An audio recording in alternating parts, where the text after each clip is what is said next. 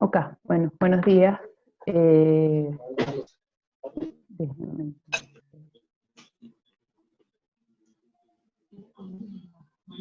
Bueno, mi nombre es María Alejandra Pulido, por solicitud de SOCIEM.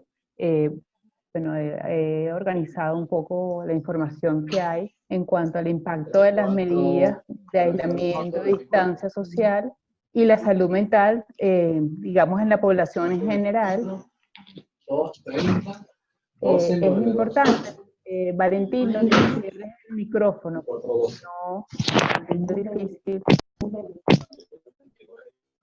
Ok, bueno, como les decía, la idea entonces es hablar hoy un poco de lo que es el impacto de las medidas de aislamiento y distanciamiento social en la salud mental. Una de las preguntas que creo que nos debemos hacer todos, sobre todo estudiantes y profesionales de la salud, es si afecta de forma diferente a los profesionales de la salud.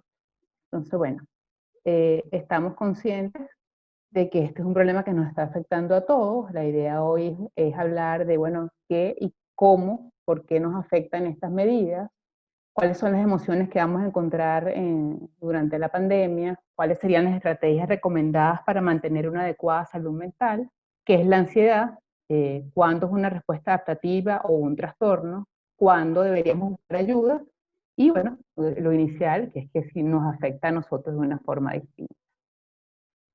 Bueno, ya tenemos varios meses escuchando que, bueno, esta pandemia se inició, particularmente en Venezuela, para el momento hay 166 casos confirmados. Eh, y bueno, esta pandemia ha generado que se establezcan una serie de medidas para reducir la propagación de la enfermedad. Están todas las que tienen que ver con la higiene personal y, bueno, las del distanciamiento social y la cuarentena, que es lo que vamos a conversar hoy.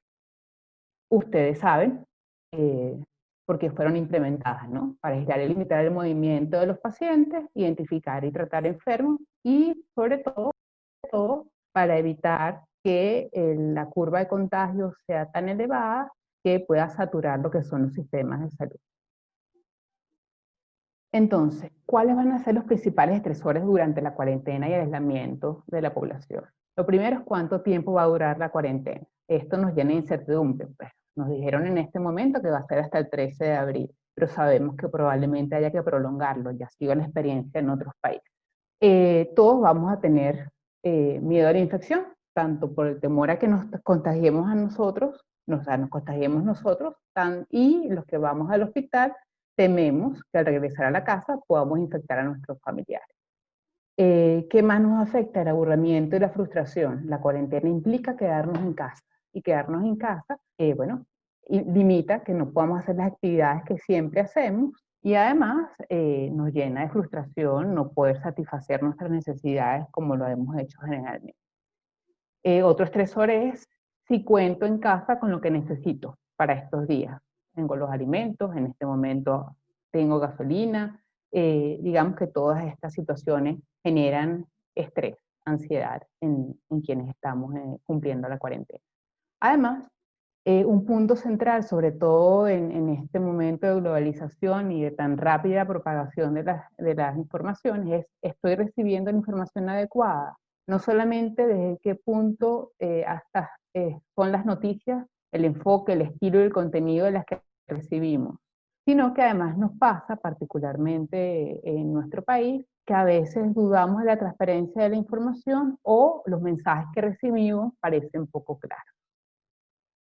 ¿Por qué nos afectan las medidas de aislamiento y distanciamiento social? Bueno, más o menos como les dije antes, lo principal es que estas medidas limitan nuestra satisfacción, limitan que podamos hacer las actividades que todos los días hacemos. Por ejemplo, ustedes los estudiantes se reúnen a ver clases y bueno, están muy próximos unos a otros, la revista también, pero sobre todo el ejercicio médico implica que estemos a mucho menos de 1 metro de los pacientes, y por esa razón, por supuesto, en este momento no podemos satisfacer nuestro deseo de trabajar, de estudiar, pero además los seres humanos somos seres sociales y recibimos y manifestamos el afecto generalmente a través del tacto, ¿ok? De la proximidad, de besos, abrazos, Y bueno, y estas serían algunas de las cosas que estarían limitadas por lo que es el aislamiento y el distanciamiento social. Pero no debemos perder de vista para qué son estas medidas de aislamiento social. Aunque nos incomoden, aunque nos produzcan insatisfacción, la idea de esta medida principalmente es protegernos. Entonces debemos cumplir lo que es la cuarentena, el aislamiento y el distanciamiento social para evitar el contagio. Estas medidas, además del exceso de noticias, afectan nuestra salud mental. Primero, porque nos generan mucha incertidumbre. El cuánto tiempo, como les decía antes, todos estos estresores van haciendo que nos hagamos preguntas, que si bien estas medidas son para que estemos alerta y evitemos el contagio, también la duda genera incertidumbre y esa incertidumbre se puede ir transformando en miedo. ¿Ok? El miedo es más contagioso que el propio virus. Vamos a repasar algunos conceptos que tienen que ver con qué son las emociones. Las emociones son respuestas afectivas internas, que generalmente se acompañan de ciertas sensaciones somáticas que se producen en forma súbita en el interior, pues en nuestro psiquismo, y que la idea es que nos muevan a mantener la sensación cuando estas son, o sea, las circunstancias, cuando estas son sensaciones positivas, o abolir lo que lo desencadena cuando la emoción, digamos, es negativa. Las emociones, los que ya han visto Psiquiatría 2, se dividen en emociones primarias y secundarias. Las primarias son las instintivas, esas que uno no piensa, aparecen súbitamente. Y el miedo es una respuesta instintiva ante los peligros que amenazan la integridad del sujeto, real o imaginaria. ¿Okay? O sea, puede ser un león o puede ser el miedo a contagiarse de enfermedad. Entre las emociones secundarias son aquellas que derivan de la combinación de emociones primarias y ya resultan más de la interacción con las otras personas. Es decir, son ya más procesos del aparato psíquico. O sea, tienen que ver más con nuestro pensamiento y nuestro raciocinio. Entre las emociones secundarias se encuentra la angustia, que es aquella emoción de contenido más que todo somático, que se manifiesta por la sensación de que el corazón late más rápido, bueno, que me falta el aire, que me duele la barriga, o sea, este tipo de cosas nos hace pensar que estamos angustiados. Y la ansiedad, que es una emoción de características similares a la angustia, pero que se percibe más intensamente en el psiquismo, o sea, en la mente, nos hace pensar más que, o sea, buscar soluciones, nos moviliza a buscar soluciones para salir de esa situación que de alguna manera nos angustia. Además, hay otro concepto que conocemos como pánico, que es una sensación de miedo muy intensa, extrema, que provoca fuertes reacciones físicas a esto que podría ser un poquito de dificultad respiratoria, que no es real, pues es la sensación somática, que me falta el aire, se transforma en no puedo respirar y puede dar lugar a pensamientos o acciones irracionales. Entonces, ¿cuáles serían las principales estrategias recomendadas para mantener una adecuada salud mental en estos momentos? Bueno, lo deben haber leído o escuchado en otras partes. Lo ideal sería crear una rutina adaptada a la situación actual. ¿Qué quiere decir? Bueno, establecer más o menos unos horarios que bueno, sean coherentes con lo que podemos hacer ahorita en casa y bueno, levantarse a una hora que nos permita no tener insomnio en la noche, porque si nos paramos al mediodía nos va a costar conciliar el sueño a las 9, 10, 11, comer a unas horas habituales, bueno, nos recomiendan hacer ejercicio a una determinada hora, ocuparse de determinadas actividades, pero esto planificarlo para tratar de organizar las horas a través del día. Muy importante mantener el contacto con nuestros seres queridos, si bien no podemos reunirnos, bueno, por este tiempo, bueno, a través de todo lo que puede ser WhatsApp, FaceTime, todo este tipo de actividades, promover, mantener la comunicación con quienes no están con nosotros dentro del hogar. Como ya había dicho, hacer ejercicio, realizar actividades de disfrutes como escuchar música, leer, pintar y bailar, etc. Y esto es particularmente importante en estos días, planificarlo, porque uno puede tener la idea de que todos los días son domingos, y no es cierto, porque nos podemos, por ejemplo, tengo pacientes que se han dedicado a arreglar los closets, entonces, bueno, ya no les quedan closets desordenados, eh, y se han agotado, pues. Es importante mantener un equilibrio entre algunas actividades que puedan ocupar el tiempo y que nos puedan distraer, pero al mismo tiempo planificar, bueno, un rato de sesión de juegos de mesa, un rato de ver películas, digamos, diferentes actividades que nos permitan también recrearnos durante la cuarentena. Es importante también poder definir proyectos personales a los que les podamos dedicar. En este momento, bueno, la idea de la escuela es que cada una de las cátedras pueda mantener algunas actividades a distancia y estas podrían ser el foco, pues, de estos proyectos, o bien ustedes podrían desarrollar, crear algunas actividades que les sean de interés y los ocupen durante el día. Ayer veía un paciente, él de naturaleza ansiosa, pues previo a esta situación, que me decía, el reto está en no quedarse pensando sobre el peor de los escenarios. Y bueno, creo que es muy importante, ¿no? Porque a veces, inevitablemente, bueno, vienen a nuestra cabeza panoramas difíciles de afrontar y si nos concentramos pues en esos panoramas, la angustia va a aumentar. Y hay que, bueno, alternar entre eso digamos que no queremos que pase y bueno, y escenarios mucho más tranquilos o menos complicados. En relación a la información y el uso de las redes, es muy importante dosificar el tiempo de búsqueda de información relacionada sobre la pandemia. Eh, no podemos estar todo el día atentos a las redes sociales, hay que dosificar el tiempo, yo creo que incluso el número de grupos a los que uno está escrito en WhatsApp, hay que, cuánto tiempo le voy a dedicar a Twitter, a Instagram, porque todos estos instrumentos que buscan informarnos, bueno, en exceso, nos pueden intoxicar de información. Hay que informarse a través de sitios oficiales, preferiblemente Organización Mundial de la Salud, Organización de las Naciones Unidas. En el caso de nosotros, que tenemos acceso a las publicaciones médicas más recientes, bueno, seleccionar revistas de prestigio, ¿no? La idea es poder optimizar qué es lo que estamos leyendo. Bueno, y además deberíamos hacer un compromiso de hacer un uso adecuado de las redes sociales. Eso implica que nosotros también no difundir informaciones, audios o algunas otras informaciones que puedan generar angustia en el entorno. Pero cuando el miedo deja de ser una emoción para entonces transformarse en lo que nosotros diríamos en un síntoma. Fíjense, eh, como en todas las áreas clínicas, un síntoma o sea, en forma individual podría ser un elemento de atención, pero no es un trastorno.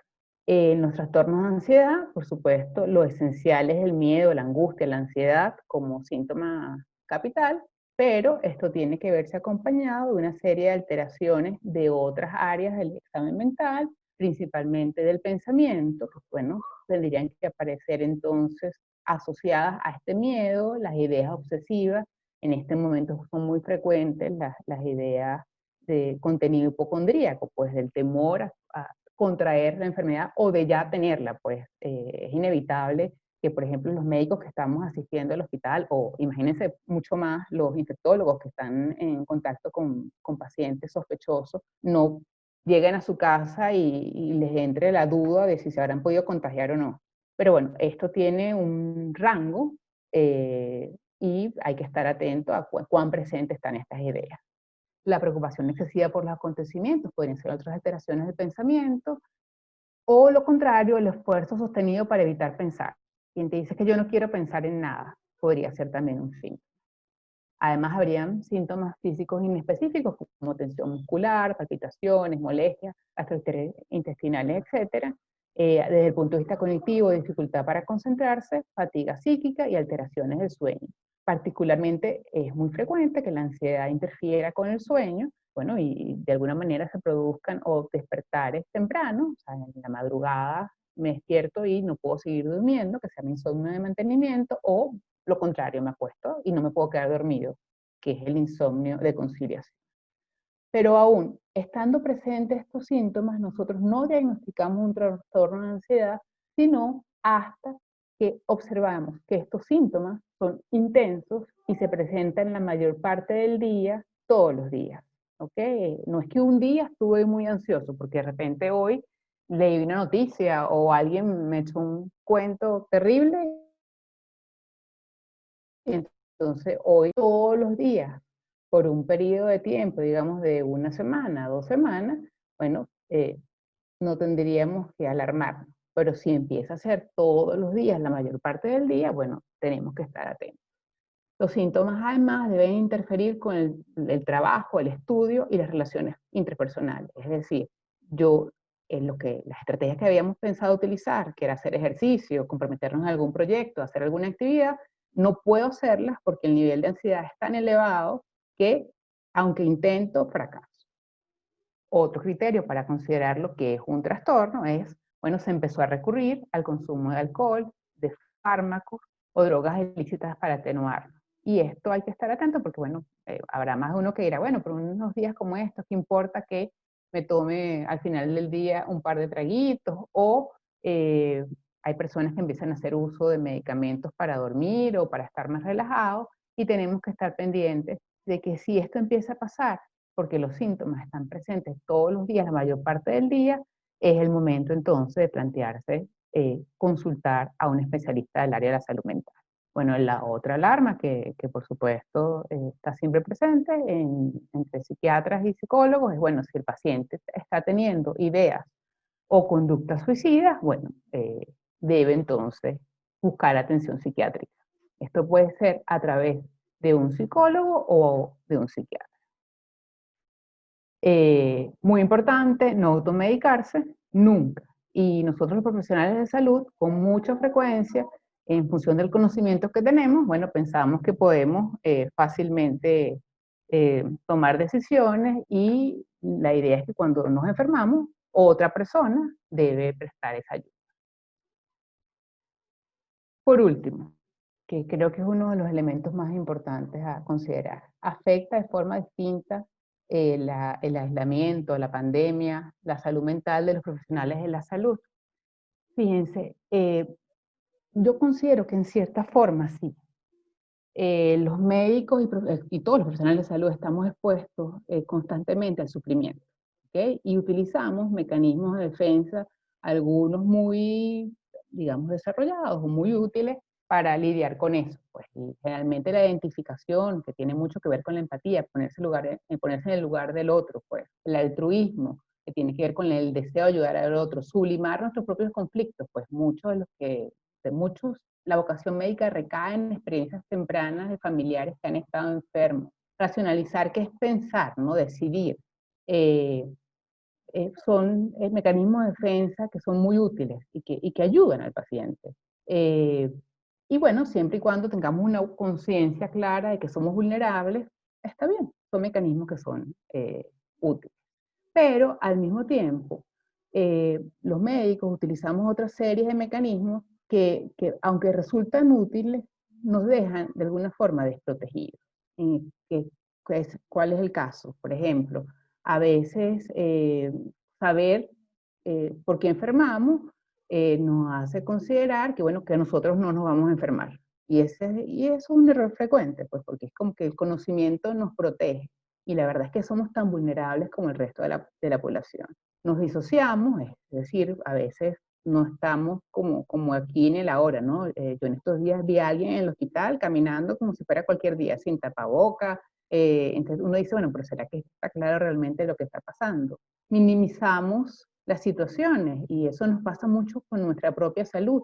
¿Cuántas veces no nos enteramos de que alguien, de un compañero de trabajo, bueno, está hospitalizado o hubo que hacer algún procedimiento médico y cuando uno le pregunta, bueno, es que él tenía unos síntomas, pero como que no le paró? Proyectamos, o sea, solamente los otros se van a enfermar y negamos. O sea, de alguna manera, o sea, es como que lo que está pasando no lo asumo, ¿ok? Niego la realidad. Y la verdad es que los médicos también somos susceptibles de enfermar y particularmente en este momento a los profesionales de la salud nos corresponde atender, cuidar y acompañar a los pacientes. Va a haber un grupo, un equipo médico, en este momento son los infectólogos y probablemente sobre todo internistas, neumonólogos e intensivistas, los que están realizando esas atenciones. Pero al mismo tiempo que cuidamos de los otros, tenemos que cuidar de nosotros mismos. Y aquí es donde yo considero recae la diferencia de cómo la ansiedad de nosotros se ve comprometida, porque en ese deseo de cuidar al otro, eh, a veces no nos cuidamos nosotros, pero la pandemia nos ha puesto, digamos, en contacto con esa vulnerabilidad en una manera mucho mayor que otras enfermedades, pues. Y claro, es cierto que probablemente, eh, si más adelante, porque ha pasado en epidemias anteriores, cuando se calcule de los grupos de profesionales cuáles fueron los más afectados por el contagio, van a ser los médicos, porque son los médicos quienes van a estar más cerca de los pacientes, bueno, los médicos, los enfermeros, los camilleros, el resto del personal de salud. Eh, entonces, en este momento tenemos que tomar conciencia de que debemos cuidarnos, pero al mismo tiempo eh, entender que tenemos que protegernos, y protegernos no va a ser solamente ponernos la máscara, los guantes y la bata, sino además es, eh, protegernos significa, bueno, tenemos que distribuirnos, quienes van a ir qué días, hacer grupos para que unos descansen, otros trabajen, y tomar conciencia de que estamos en riesgo, es una medida de protección. Bueno, muchas gracias. Yo le había dicho a Niurka, que fue quien me contentó, que me contactó, que bueno, que teníamos la posibilidad entonces de, si algunos querían, bueno, hacer algún comentario, no sé, si alguien quiera comentar algo o quiera preguntar algo.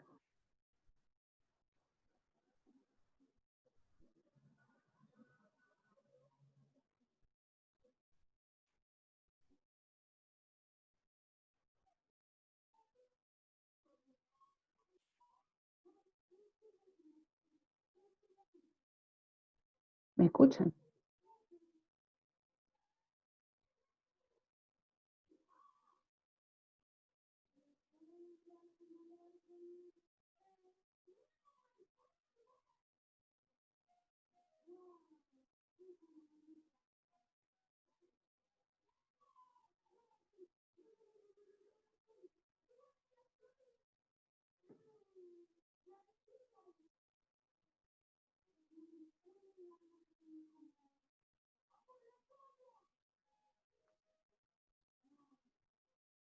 Bueno, nos quedan 10 minutos.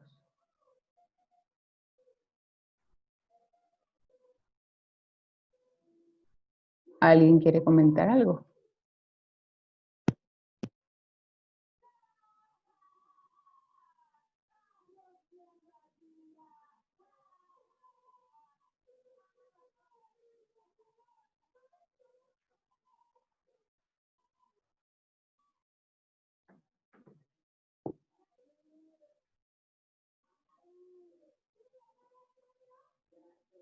Ah, bueno, aquí veo el chat.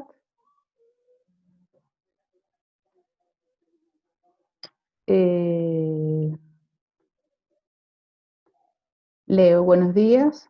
Yo tengo una pregunta. Andrea, ajá, me dice,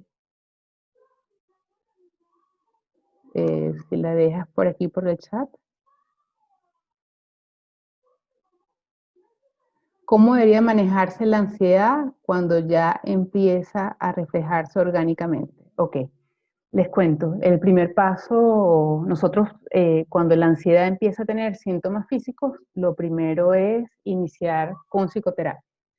Actualmente van a ver que haya disponibilidad, tanto Cruz Verde como la Sociedad Venezolana de Psiquiatría han puesto a disposición unas líneas, como unas líneas para llamar y recibir atención psicoterapéutica.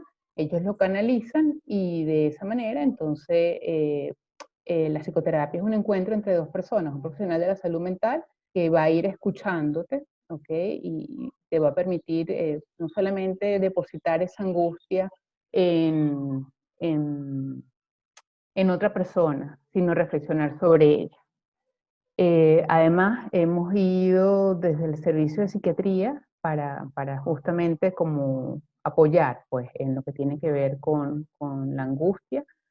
creando unos grupos de reflexión, que llamamos grupos de apoyo y reflexión, para que el equipo tenga como la oportunidad bueno, de comentar. La idea es calmarse un poco en función a través del habla. Cuando los síntomas físicos, si siguiesen escalando, pues digamos en intensidad, tanto un psicólogo como un psiquiatra, bueno, procederían, si un psicólogo te referiría con un psiquiatra para plantearse la posibilidad de tratamiento psicofarmacológico. Y es muy importante que sea a través de un psiquiatra, porque fíjate, en general la población asume que el tratamiento de la ansiedad es el uso de benzodiazepina, y no es así. Es un error frecuente, igual que para el insomnio, tampoco son las benzodiazepinas, ¿no? Nosotros utilizamos hipnóticos para el insomnio, y para los trastornos de ansiedad hay una serie de fármacos que se utilizan de primera línea, y la benzodiazepina es solamente como un tratamiento coadyuvante durante las primeras semanas. Después uno retira la benzodiazepina. Desde el punto de vista de actividades, pues el hacer ejercicio bueno, favorece la liberación de endorfinas y también ayuda a disminuir lo que tiene que ver eh, con el elemento de tranquilizarse. Eh, Creo que, Andrea, respondí tu pregunta. Ahora hay una pregunta de Omaira. Aparte de la psicoterapia tradicional, aquí en Venezuela se emplea la terapia cognitivo-conductual. Sí, en Venezuela tenemos psicólogos y psiquiatras entrenados para hacer psicoterapia cognitivo-conductual. Eh, yo estoy entrenada en psicoterapia de corte psicodinámico, pero sí, hay diferentes, la verdad que no me viene el nombre de la autora, pero creo que es la autora Berens, es la que ha formado por años a los psicoterapeutas cognitivos conductuales, e incluso la Escuela de Psicología en la Central tiene una ellos en los últimos 2 años de carrera eligen por qué mención van a ir, y una es clínico cognitivo conductual. Y sí, la verdad es que no tengo como, eso funcionaba en la Quinta Mitaquerí, en la calle de atrás de la universidad, ahorita no recuerdo el nombre, en la Minerva, que era la Quinta Mitaquerí, pero estoy segura que probablemente deben tener organizado algún tipo de atención al público en este momento.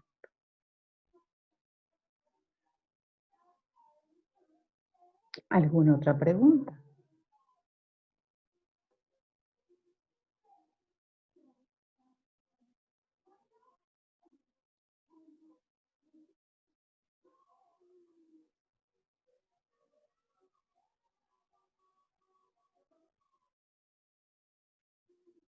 Bueno, a mí no me queda más que agradecer pues a SOCIEM también la oportunidad de haber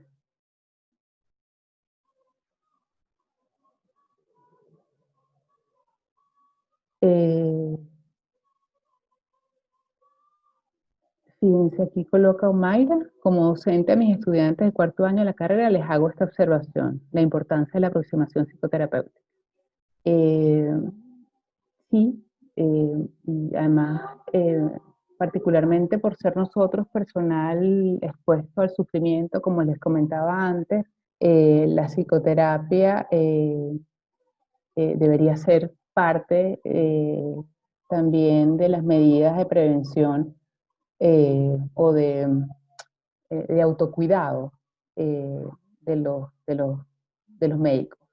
Dentro de las estrategias que se utilizan en muchos países durante la formación de posgrado se encuentra la creación de grupos Balint. Los grupos Balint son grupos de reflexión que se reúnen una vez a la semana, una vez cada 2 semanas, donde hay un psiquiatra, pues, integrado al grupo de formación de una especialidad cualquiera, cirujanos, pediatras.